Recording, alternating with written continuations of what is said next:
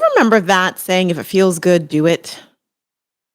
Which, I mean, it has that saying has its own positives and negatives for sure. But I would like to propose a perhaps if it doesn't feel good to the soul, don't do it. Yeah, that's what we're going to talk about today. Welcome to Roxtalks, the podcast that helps network marketers grow their business on social media, on Instagram and Facebook. And I'd be remiss if we didn't address what's going on inside of the world of network marketing right now, which is big spotlight on us due to Amazon and all things with Lulu Rich. Is that a bad thing? No. And if you would like to hear a little bit about that, check out podcast from last week, lessons learned from Lulu Rich, excuse me, with the wonderful Manissa Kaneki. But today I wanted to go a little deeper because I think that as we're processing all of that, the good, the bad, all the things, we have to get really cognizant on making sure that we do not do things we shouldn't be doing as a network marketer in life in general, right? But as a network marketer. And so today we're going to talk about that feeling, those warning signs, those warning lights, those red flags as we call them, and how to know when there's a red flag and what to do about it when there is. So we'll be right back.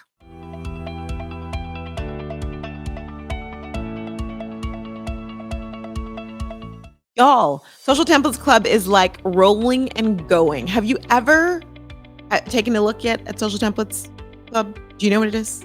Social Templates Club was something special I created for you this summer. An ability for you to, all those woes you have on IG, right? You're like, okay, I know I need to be doing carousels. I know I need to have idea image posts where I'm giving value about my product, about what my product, the solution my product provides, but in a way that's not, I grabbed this from somebody else. I'm resharing this.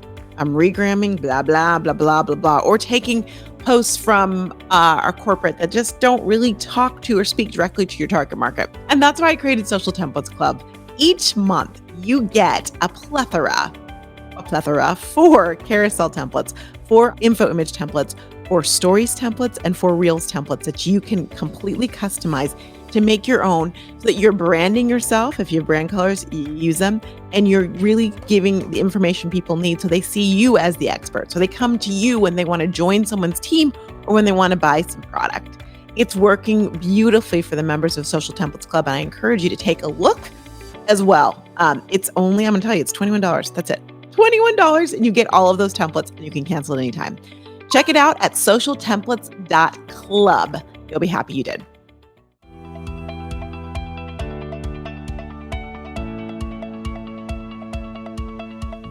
Oh, if it feels good, do it. It feels good. Yeah. It feels good. Name the singer of that song and name the group.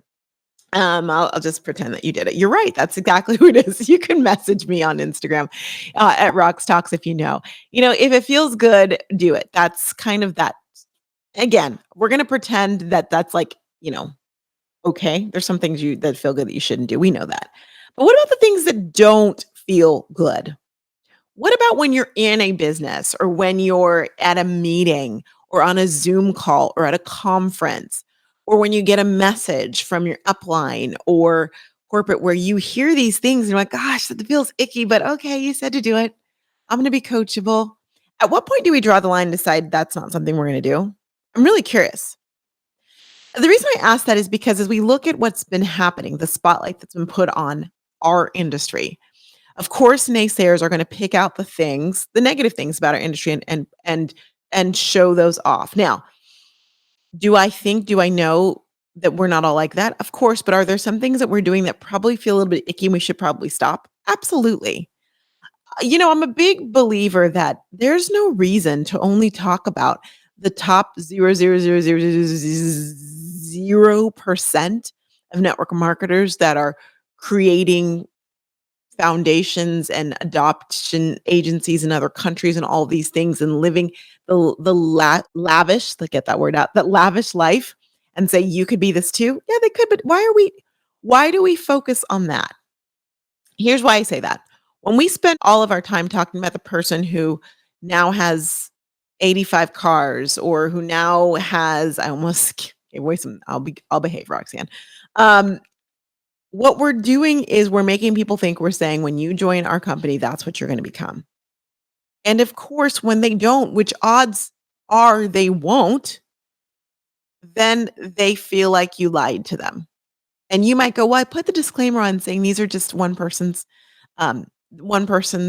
results." But does that really make you I mean, does that absolve you of all responsibility if that's all you've been talking about? Why is it not good enough to be in the company and make a few $100s a month and go from there?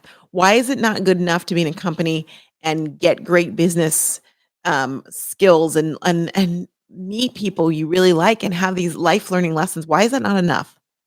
Why do we think that we have to hype things up so high for them to be worth it? Ooh. Y'all, I just had a thought. Do we focus on those huge success, I'm gonna put that in air quotes, stories because we don't feel like what we're doing in our company is good enough? I don't know, you gotta ask yourself that. Do you not focus on your results or people like you and their results because you don't think that those are good enough results? Are you not happy with where you are? Are you not proud of that? And if that makes you feel a little squishy, then maybe it's time to get proud of where you are right now with your network marketing company. You know, I get followers all the time on Instagram, new followers, and we always reach out to every Instagram new follower. And it's interesting when I talk to them. I was talking to one just this week, and she said, I said, "How's business going?" And she said, "Going really, really slow. I really want to get some more." She's like, "To be honest, it's slow. I really want to get some more customers." And I said, "Oh," I said, "Well, that's a great goal." I said, "So, how long have you been in business?" You know what she said to me?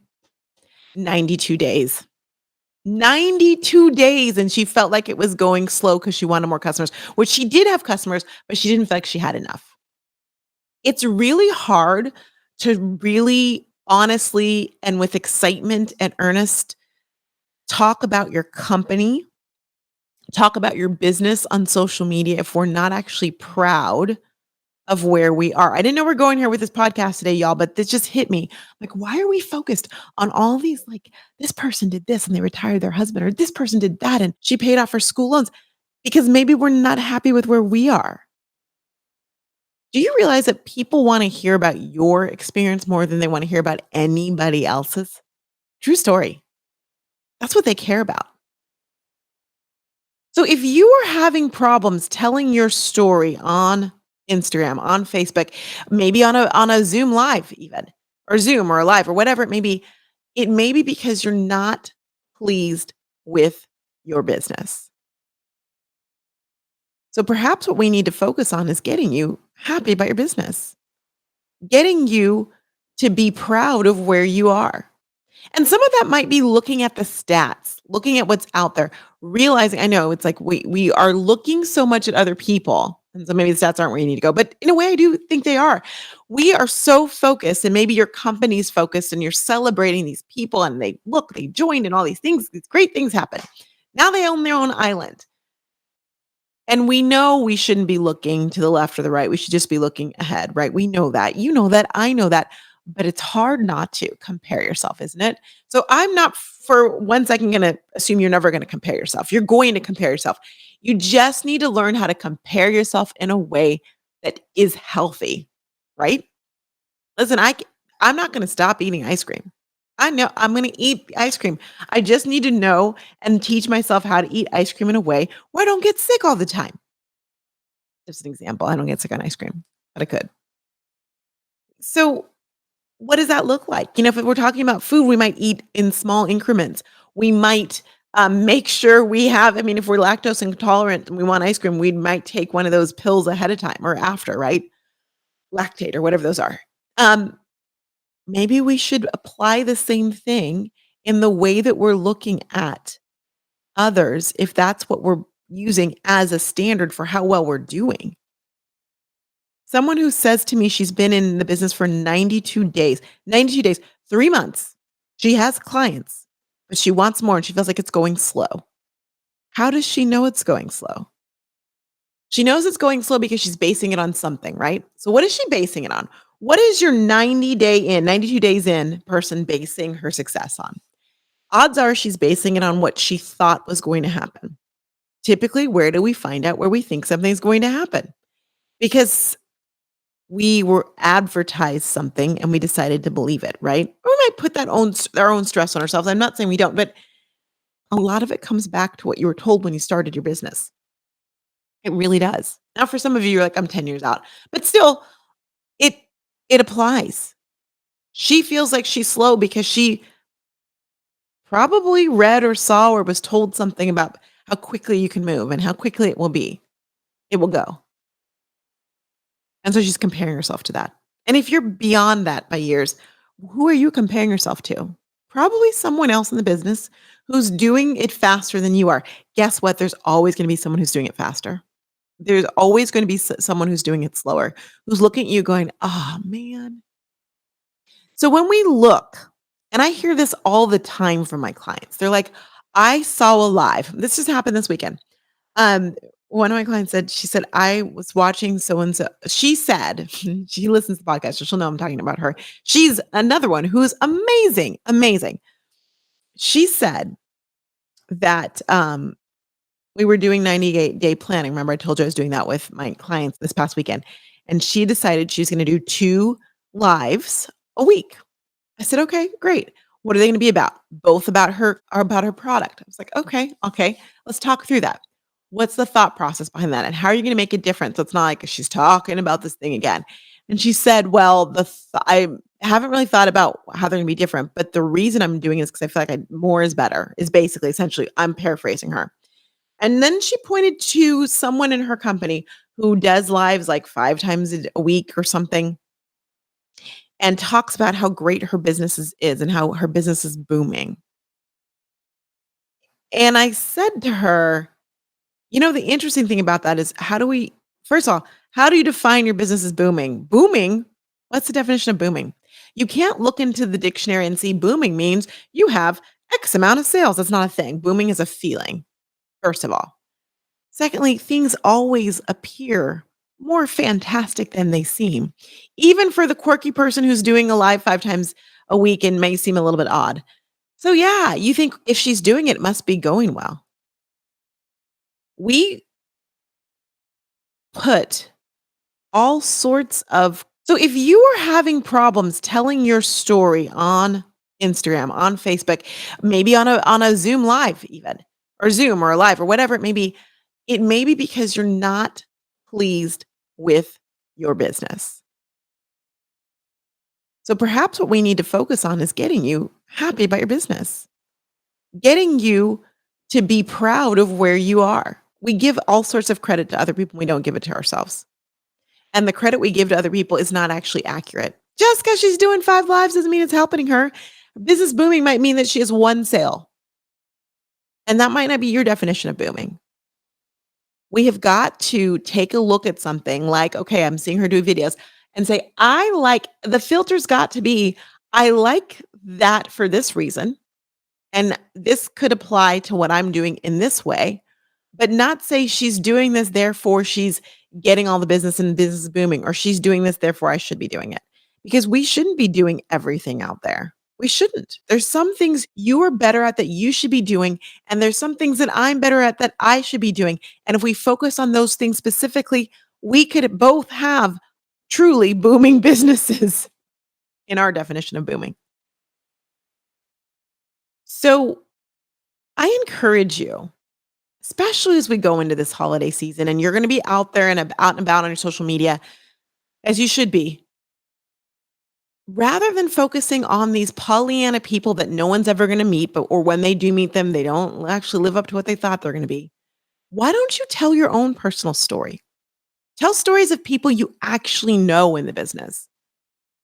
Celebrate the fact that you made 3 digits as opposed to the fact that someone else made 4 or 5 or 6 digits in the month.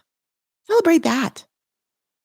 Because your expectations that you're putting out there for your business, When they're realistic, you're going to get and you're going to attract people who have more longevity because they get what the business is about. They get what it can be, and it's a more realistic can. And then if they want to shoot for the moon, let them shoot for the moon. But maybe we fixate on them because we don't think what we're doing is good enough. Which goes back to the thought process of, are we proud about network marketing? I hope you're proud about being a network marketer. Listen, if you're not sure if you are or not, you're going to learn really quickly right now with all of this shade on us. The spotlight with shade. And again, I'm not saying that the shade's not warranted. We do things in network marketing that cause us to get into these pickles. And I say we because all of our companies do it. You know that's true. But are you proud of being a network marketer? And not proud like you're ready to cut anyone who looks at you. I'll cut it. No, not like that. But are you proud? Are you happy? So when someone asks you, are you in a pyramid scheme? You know you're not, but you don't roll into this canned response like they showed on Lula Rich, right? That's just so canned that it's just, "Ugh, how about no? I'm not in a pyramid scheme. Nope, not." And let them ask more questions. How about sometimes I think we're defensive because we're not proud of where we are. And I'll tell you, when I joined network marketing, I was like, I never thought I would do this. It took me a moment to be proud of what I was doing. Absolutely. But when you get there, it's a great place to be. And then your things aren't so, you're not defensive about Lula Rich. You're not defensive about people saying things. Yeah, it hurts. Listen, I've had people attack me. I'm like, that hurts. But ultimately, I'm proud of what I'm doing.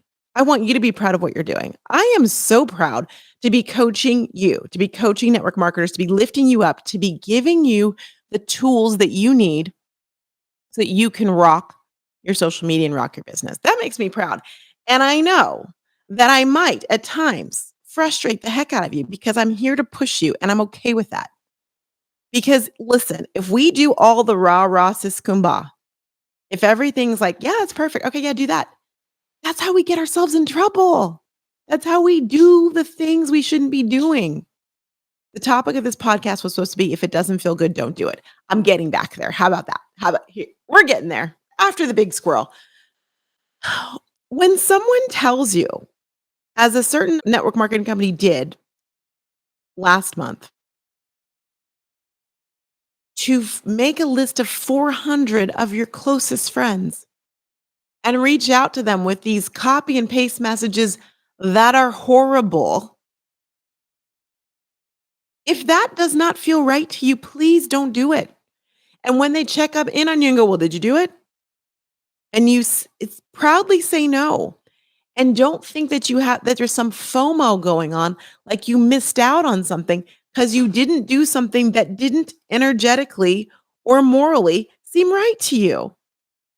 We've got to stop doing the things we know are wrong. If you're wondering where I'm looking down, I want to tell you, and she didn't reply. Okay, good to know.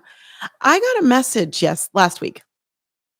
I got a message in my Facebook from someone that I literally, she Facebook requested me at some point, don't know when. We became friends on my birthday. That's in March 17th. She wished me a happy birthday and said, I hope you have an amazing day. I said, thank you. She said, you're welcome. Now, September 23rd is when I got this message from her.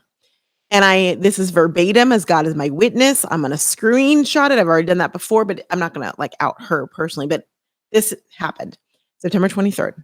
Hey girl, would you mind throwing up a post on your page for me for our whitening toothpaste? I'll send you what you need and you would just tag me in it. Just helps expand my audience, 3 exclamation points. Also, as a gift, if I sell 3 from your post, I'll send you 1 for free in capitalized letters with a kissy emoji. Or I'll take 20% off a different product you want. Y'all. I was like, she did not send that to me. And I know I'm a safe person to send it to because I'm going to be nice and have a discussion with you. But she's sending that to people, and her downline or upline are sending that to people. I have never purchased from her. I could not pick her out in the audience, in a lineup. Her name does not ring a bell to me. And she's asking me to take her whitening toothpaste and put up a post for my network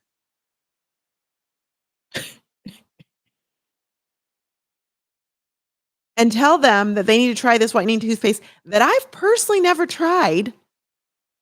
And so she can build her network to help her network. The stranger's asking me to put a post up and use my credibility for her things to improve her network. And then if she sells, she's going to send me one free or give me a 20% discount. Do you know how hot this made me when I read this? I couldn't respond back to her. And I believe I try and respond back to all the Hey Girl messages because I believe that they're hard to do because I remember when I did them and those were hard. And at least a response is something. So I waited till Sunday and I responded. I said, so and so, I'm not going to lie. Your message makes me so sad because it does. We don't even know each other. Well, and you sent me a Hey Girl message. The good news is that I coach network marketers like you on how to build your business without the spammy cut and paste messages. But have you considered how this can come across to most? I said, I know that you were taught this. I know it's not a natural ask. She's not responded back to me, but she has read it. So she left me on read.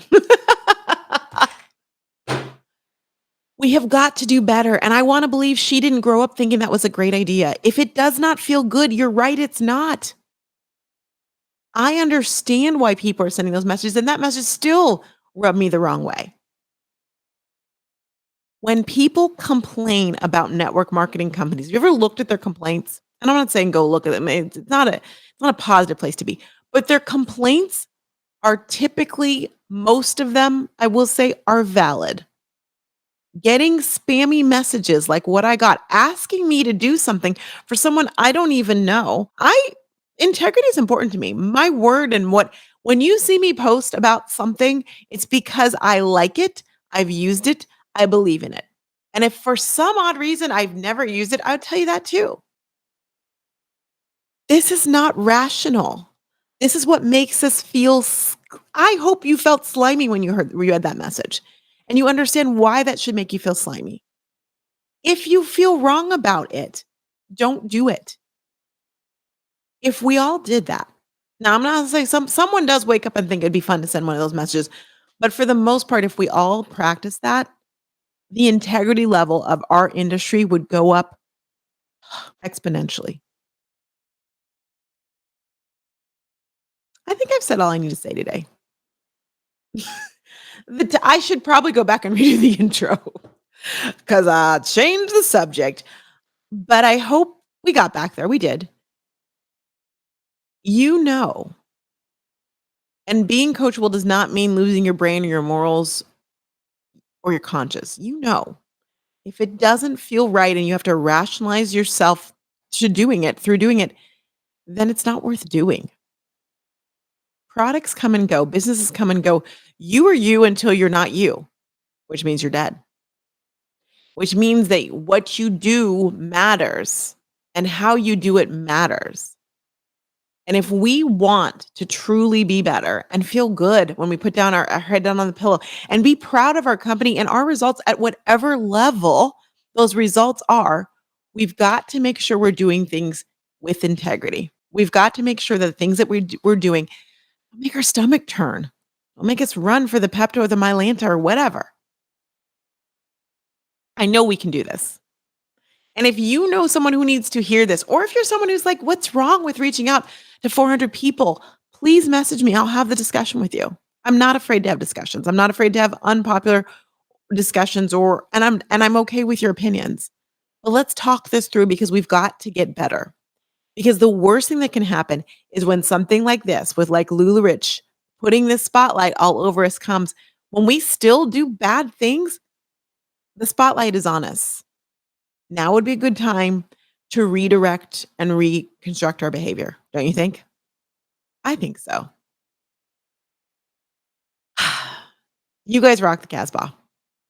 No behind the scenes this week. I'm thinking, working on some special projects that I'll be able to tell you about next week. Can't tell you yet.